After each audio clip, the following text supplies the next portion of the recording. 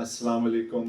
सबसे पहले तो मैं साउथ एशिया सॉलिडेरिटी नेटवर्क के ऑर्गेनाइजर्स का शुक्रिया अदा करता हूं कि उन्होंने ये महफिल का एहतमाम किया, और आप सब लोगों का शुक्रिया कि आपने अपनी मसरूफ़ ज़िंदगी में से वक्त निकाला और यहाँ आए और इस गुफ्तगू का हिस्सा बने। वैसे मैं पहले ये बात कि मैं इस फॉर्मेट के हक़ में नहीं हूँ कि मैं तकरीर करूँ और आप सुने, right. As a scholar, as a teacher, वो पेडागॉजी जो टीचिंग कहते हैं, उसका बेस्ट मेथड ये है कि आप इंटरैक्ट करते हैं, राइट। कि मैं आपकी बात सुनूँ, आप मेरी सुने, तो it's more like a monologue, लेकिन आई अंडरस्टैंड कि अभी ये कंस्ट्रेंट है। और दूसरा, मैं फ्रैंकलिन एंड मार्शल कॉलेज जो लैंकास्टर में है, उधर वहाँ पे असिस्टेंट प्रोफेसर हूँ इकोनॉमिक्स और पॉलिटिकल इकोनॉमी का। और आपने बड़ा खूबसूरत इस इवेंट का नाम लिया, कॉन्फ्रेंस, राइट। तो कॉन्फ्रेंस का मतलब क्या है कि आप डायलॉग करें, डिबेट करें। इन ऑर्डर कि डायलॉग और डिबेट इफेक्टिव हो, उसके लिए लाजमी है कि कोई इख्तलाफ राय भी हो। अगर आप सारे एक ही नुक्ता नज़र से ताल्लुक़ रखते हो तो वो डायलॉग और डिबेट नहीं हो सकेगी, राइट। वो शायरी हो सकती है, लुत्फ़ उससे आ सकता है, लेकिन डायलॉग और डिबेट, अगर मकसद कॉन्फ्रेंस है तो वो डायलॉग और डिबेट एसेंशियल है ना। इस सिलसिले में अगर आप तारीख़ी तौर पर देखें, ख़ास तौर पर साइंस, लेकिन अमूमी तौर पे हर इल्म को आगे बढ़ने के लिए लाजमी है कि तनकीद की जाए और सवाल उठाया जाए, जो भी उस वक्त के कन्वेंशनल विजडम है। और तनकीद से मेरी मुराद यहाँ क्या है। तनकीद का मतलब ये नहीं कि जो आपने कहा या आपने बात की मैं उसको हवा में रिजेक्ट कर दूँ, राइट। उस बात में अगर कोई कमज़ोरी है तो मैं दलील, फैक्ट्स या हक़ाइक़ की बुनियाद पर उसमें मज़ीद इजाफा करूँ, राइट, इम्प्रूवमेंट। और यही तसलसल अगर आप मईशत की दुनिया में देखें, पॉलिटिकल इकोनॉमी में, तो एडम स्मिथ ने एक कॉन्सेप्ट दिया, right, labour theory of value. फिर डेविड रिकार्डो ने उसको डिस्ट्रीब्यूशन थ्योरी दी, और फिर मार्क्स ने लेबर थ्योरी ऑफ वैल्यू दी। तो वो बिल्ड कर रहे हैं, एक दूसरे से डायलॉग कर रहे हैं। तो इसी सिलसिले में मैं समझता हूँ कि ये जो प्लेटफॉर्म है साउथ एशिया सॉलिडेरिटी नेटवर्क, ये एक डायलॉग और डिबेट का एक प्लेटफॉर्म हो सकता है, और हम इसको और डेमोक्रेटाइज कर सकते हैं कि हर इंसान की राय अहम है, क्योंकि उसके मखसूस तजर्बात हैं जो वो उसको उन राय तक पहुंचाते हैं। तो उसके लिए ना आपको पीएचडी होना लाजमी है, ना कोई स्कॉलर होना लाजमी है। हर जो इंसान का लिव्ड एक्सपीरियंस है वो सबसे कीमती है। तो इसी तसलसल में मैं कुछ गुजारिशात करूंगा जो शायद कॉन्ट्रडिक्टरी हो, जो आप समझते हैं या पहले बात की गई या बाद में बात की जाए, लेकिन उसका मकसद सिर्फ और सिर्फ एक बहस और डायलॉग को आगे बढ़ाना है। तो सोशल साइंस में, राइट, और ये पहली वो बात है जो कॉन्ट्रडिक्टरी में करने जा रहा हूं, वो ये मैं समझता हूं कि सोशल साइंस में, और मैं अपनी ज़ात की बात करूं, मैं इस एक ट्रेडिशन की बात कर रहा हूं जो एक फिलोसॉफिकल ट्रेडिशन है, उसके मुताबिक कि समाजी इल्म में कोई भी हतमी सच नहीं होता। तो मैं जो बात कहने जा रहा हूं वो भी एक हतमी सच नहीं है, एक पर्सपेक्टिव है। और वो पर्सपेक्टिव कैसे आया उसके पीछे आप तहकीक कर सकते हैं। बाज लोगों से अगर मैं यहाँ पे अभी सवाल पूछूं कि इस कमरे को बयान करें, किसी से भी मैं पूछता हूँ इस कमरे को बयान करें, तो कोई कहेगा कि ये बैनर लगा हुआ है, किसी को ये माइक नजर आएगा, किसी को लाइट्स नजर आएंगी। इसमें से कौन गलत और कौन सही है? सारे सही हैं और एट द सेम टाइम गलत भी हैं, क्योंकि वो मिस कर रहे हैं रियलिटी को। जो समाजी रियलिटी है वो कॉम्प्लेक्स है, कॉम्प्लिकेटेड है, और कोई एक फलसफा या थ्योरी उसको मुकम्मल बयान नहीं कर सकता, राइट। उसके लिए एक टर्म हम यूज करते हैं फलसफे में कि स्ट्रेटेजिक रिडक्शनिज्म, लेकिन आपको कहीं से तो स्टार्ट करना है। बाज लोगों के लिए वो एंट्री पॉइंट ऑफ एनालिसिस कौमी सवाल हो सकता है, बाज के लिए वो तबकाती सवाल हो सकता है, बाज के लिए वो माहौलियाती सवाल हो सकता है, बाज के लिए वो जेंडर का सवाल हो सकता है। तो these are different entry points. और सियासत का मकसद जो मुझे समझ आया वो ये है कि आप एक बड़ा कोलिशन बिल्ड करें जो कोई पॉजिटिव इम्पैक्ट लाए इंसानों की जिंदगी में। और पर्सनली इस बात से जो मैं सबक सीखता हूं کہ ہمیں اپنے تجزیے میں اور اپنے آرگیومنٹس میں عاجزی اور انکساری لانی پڑے گی. بیکاز جو میں کہہ رہا ہوں وہ ایک پارشل ٹروتھ ہے, وہ حتمی سچ نہیں ہے.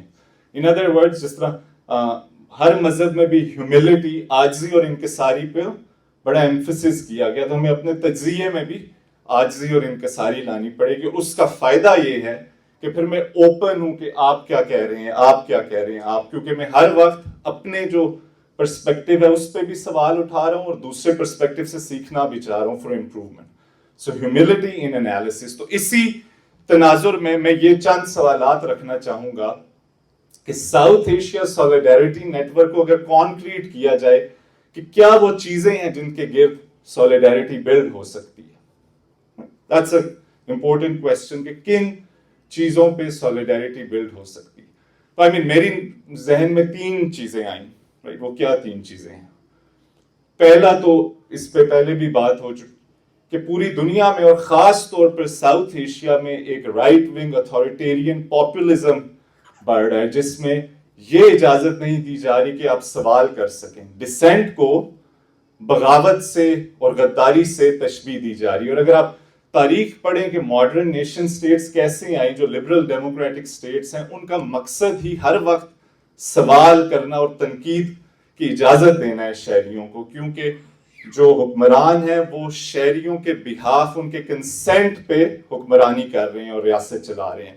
اور جب بھی عوام یہ سمجھتے ہیں کہ وہ ان کے کنسنٹ کے مطابق نہیں سماج چلا رہے یا نہیں ریاست کو چلا رہے, تو ان کے پاس یہ حق ہے کہ وہ اس پہ تنقید کریں, آرگنائز کریں. لیکن بھارت میں, پاکستان میں, بنگلہ دیش میں, پورے ساؤتھ ایشیا اور عموماً ایون مغرب میں رائٹ ونگ اتھارٹیرینزم ڈسینٹ کو یا جس کی بھی ڈائیورس پرسپیکٹیو ہیں, جو کوئی مختلف بات کر رہا ہے, ان پہ قدغنیں لگا رہے ہیں. رائٹ. تو ایک جو اسی چیلنج سے ایک اپرچونٹی نکلتی ہے کہ ہم ساؤتھ ایشیا سولیڈیرٹی نیٹ ورک میں اس بات کا تعین کریں کہ ہم ڈیموکریٹک رائٹس اور جو انسانی حقوق ہیں اور خاص طور پہ جو سیاسی آزادی ہیں ان کو ڈیفینڈ کریں گے ساؤتھ ایشیا میں.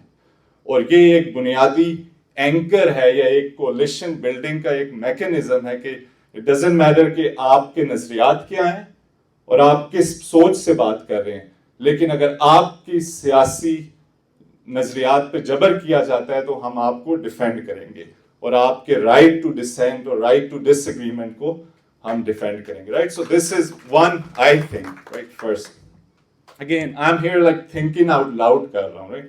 کہ کانفرنس پہ یوزلی ہم پہلے ایک اسکالرلی پیپر لکھتے ہیں, پاور پوائنٹ پریزنٹیشن, سو کیئرفل ہو کے بات کریں. ادھر ہم جسٹ کہ میں ابھی بات بھی کر رہا ہوں اور سوچ رہا بھی ہوں, ایک جدلیاتی عمل جاری. دوسرا جو پوائنٹ جو مجھے سمجھ آیا وہ یہ ہے کہ معاشی ناانصافی ہے, economic injustice. Again it's a very abstract category. What does it mean economic injustice? Right now ہم دنیا کی انسانی تاریخ کی سب سے امیر ریاست میں بیٹھ کے آپ نے کہا کہ جی یہاں پہ جبر ہے, زیادتی ہے, مزدوری, وہ تو اکثریت تو کہے گی کہ آپ سے خوش قسمت کوئی ہے ہی نہیں کہ آپ امریکہ پہنچ گئے, آپ کہہ رہے ہیں میں ادھر مزدور ہوں. Right. So it's a contradiction. So multiple perspectives ہیں اس کے بھی کہ اکنامک انجسٹس سے کیا مراد ہے. تو میں بہت سمپل کانکریٹ ٹرمز میں بات کروں گا.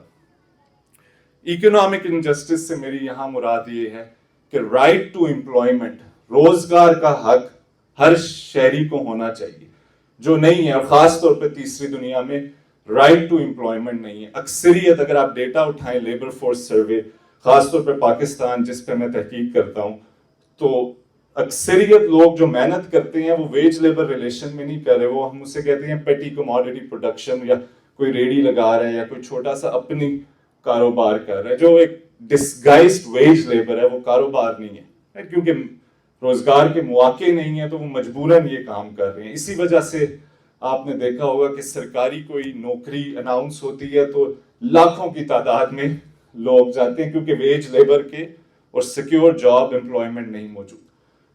تو ایسی معیشت کا قائم کرنا جس میں ہر شہری کو روزگار ملے. اور اب اس کے مختلف پرسپیکٹیو ہے. یہاں پہ بعض ساتھی کہیں گے کہ ویج لیبر میں تو استحصال ہے.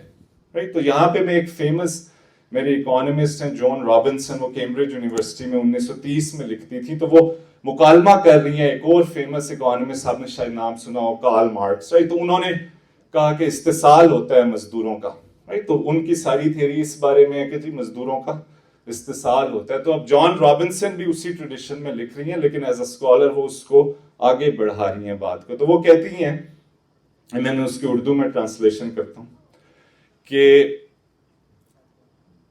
ایک تو وہ اذیت ہے جو محنت کشوں کو فیس کرنی پڑتی ہے جب سرمایہ دار ان کا استحصال کرتے ہیں, لیکن ایک اس سے بڑی بھی اذیت ہے, اور وہ اذیت وہ ہے جب سرمایہ دار آپ کو اس قابل بھی نہیں سمجھتے کہ آپ کا استحصال کیا جائے. تو یہ وہ حالت ہے تیسری دنیا میں اور ساؤتھ ایشیا میں, جہاں پہ گلوبل کیپٹل یہ بھی نہیں آپ کو اس قابل بھی نہیں سمجھتا کہ وہ وہاں آئے, وہاں پہ فیکٹری لگائے, وہاں پہ صنعت لگائے اور آپ کو روزگار دے اور آپ کو استحصال کرے. کیوں؟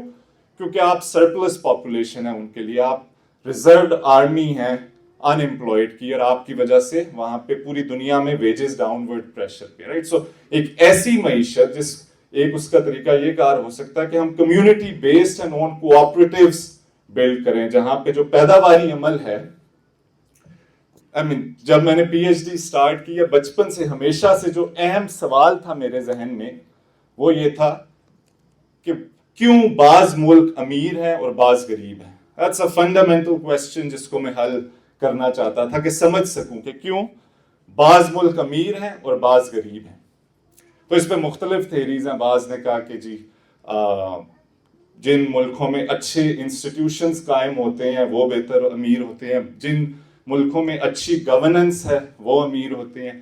بعض تھیریز ہیں کہ یہ جیوگرافی کا سوال ہے, جہاں پہ کلونیلزم ہے وہ ملک ہمیشہ پیچھے رہتے ہیں.